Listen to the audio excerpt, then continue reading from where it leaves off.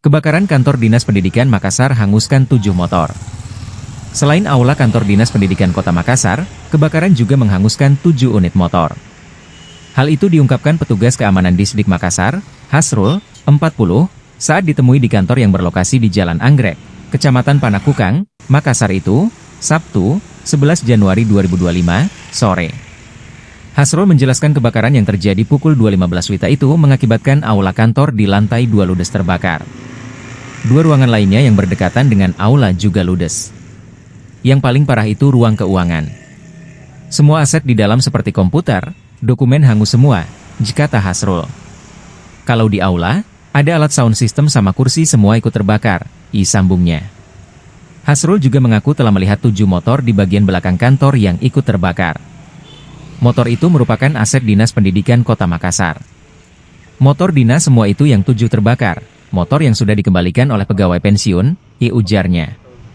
Pantauan tribun-timur.com, lokasi kebakaran telah dipasangi garis polisi. Terlihat juga sejumlah penyidik Polrestabes Makassar memantau lokasi saat tim laboratorium forensik, Lab4, olah TKP. Sebelumnya diberitakan, kebakaran melanda kantor Dinas Pendidikan Kota Makassar, Jalan Anggrek, Kecamatan Panakukang, Makassar, Sulawesi Selatan, Sabtu, 11 Januari 2025, dini hari.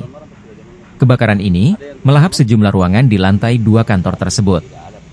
Sebanyak 20 armada Dinas Pemadam Kebakaran dan Penyelamatan, Damkarmat, Kota Makassar, dikerahkan ke lokasi.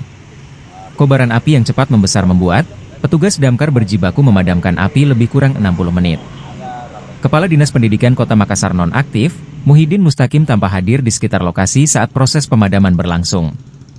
Ia hadir mengenakan baju jubah Arab hitam mengkilap.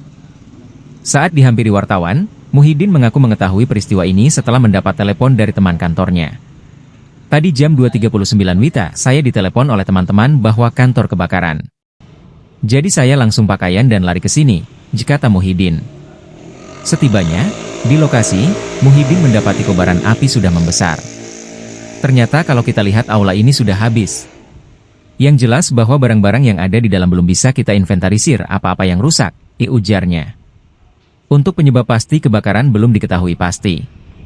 Hanya saja, ia mendapatkan informasi bahwa sebelum api membesar, terdapat asap kecil di bagian atap. Security ada yang berjaga, justru saya dapat informasi dia sampaikan tadi bahwa tiba-tiba ada asap kecil awalnya. Jadi saya langsung telepon, kalau tadi dia bilang dari belakang, atap, ungkapnya. Selain aula di lantai 2 lanjut Muhyiddin, terdapat beberapa ruang lain yang diperkirakan ikut terbakar. Gedung lantai 2, ini aula, di sana ada ruang pengawas. Kemudian di belakang ada ruangan keuangan.